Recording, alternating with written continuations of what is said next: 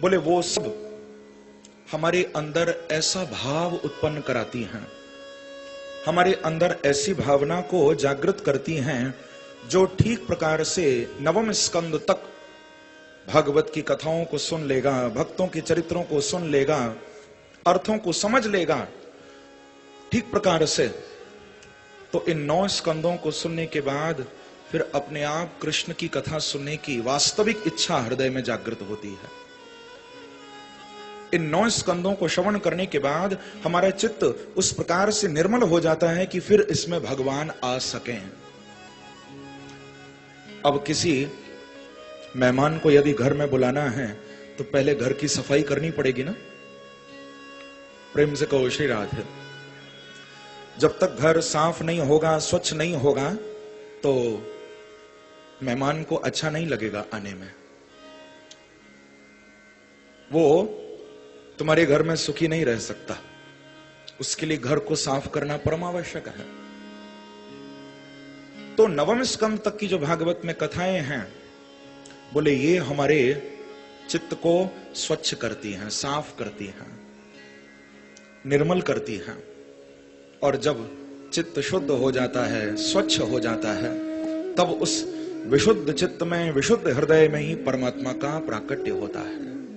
तब प्रभु आते हैं। प्रेम से कहो श्री राधे। तो श्री सुखदेव जी महाराज ने नवम स्कंद तक ठीक प्रकार से राजा परीक्षित को पूर्ण भावपूर्ण कथा सुनाई है। और फिर अंत में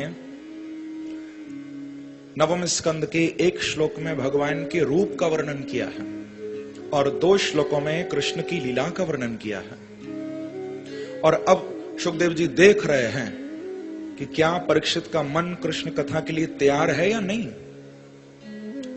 अब थोड़ा देख रहे हैं, परीक्षा कर रहे हैं। तो सबसे पहले रूप की वानगी चखाते हैं, क्योंकि सुखदेव जी महाराज स्वयं रूप के ही रसिक हैं। उस प्रभु के रूप का श्रवण करके ही समाधि टूटी थी सुखदेव जी की। ये तो पहले निर्गुण की उपासना में लगे हुए थे, आंखें बंद करके बैठे थे। पहले निर्गुण ब्रह्म का ध्यान हो रहा था। परंतु जब वेद व्यास जी के शिष्यों ने जाकर प्रभु का वो सुंदर ध्यान, वरहा पीडम नटवर बपु कर्णयो कर्णिकारम, इस दिव्य स्वरूप का वर्णन जब किया था, तो सुखदेव जी महाराज की भी समाधि खुल गई थी उस समय।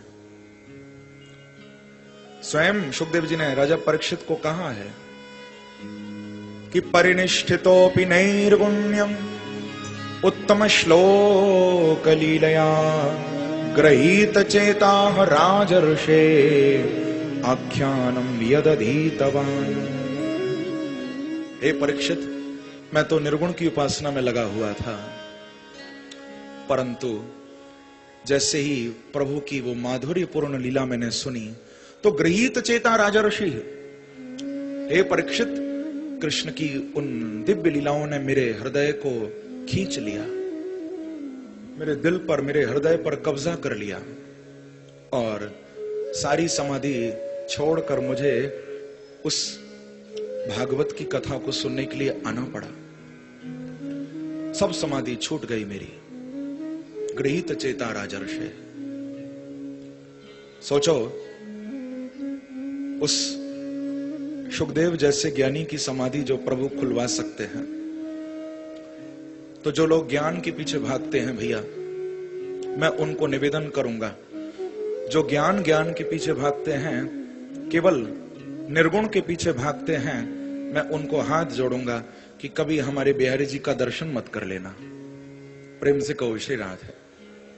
उनको देख मत लेना। कि स्मेराम भंगी त्रय परिचिताम साचि विस्तीर्ण दृष्टि वंशी न्यस्ता धर किशलया मुज्ज्वलाम चंद्रकेण।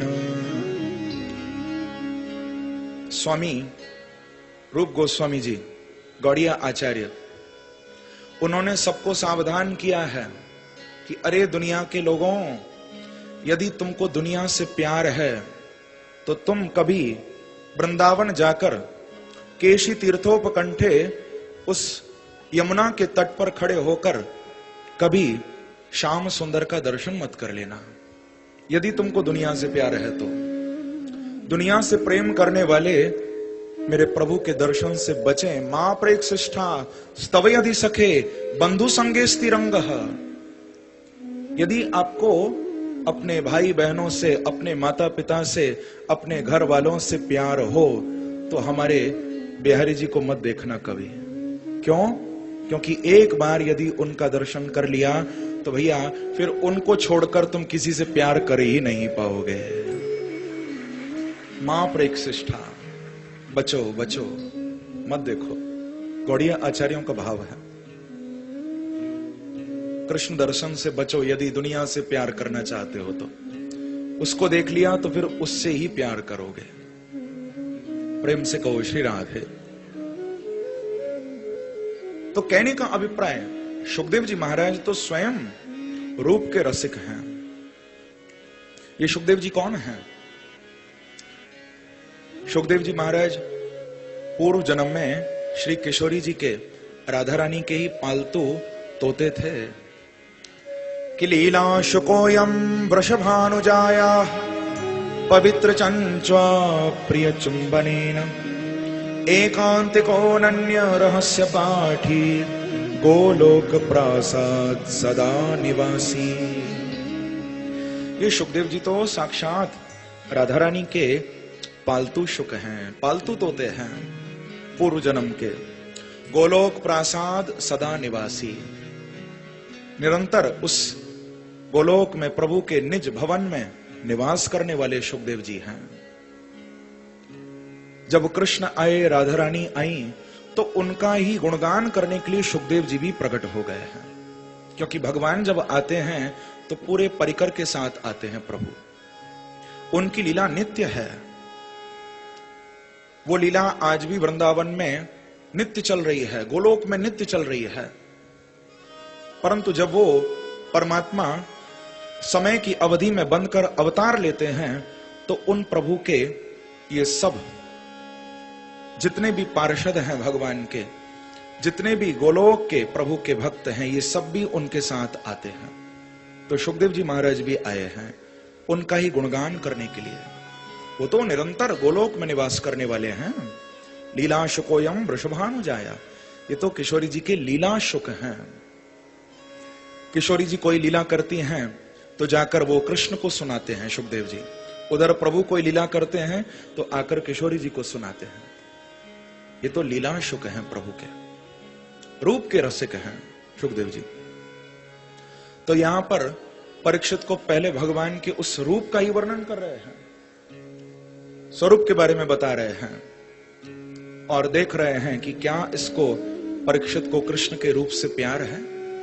सुखदेव जी कहते हैं कि यस्याननम मकर कुंडल चारु कर्ण ब्राजत कपोल सुभगम सविलास हासम नित्योत्सवम न तत्रिपो दृश्यभिः पिबन्त्यो नार्यो नराश्चमुदिताः कुपितात् निमिश्च। इस श्लोक में भगवान के बहुत सुंदर ध्यान का वर्णन सुखदेव जी ने किया है।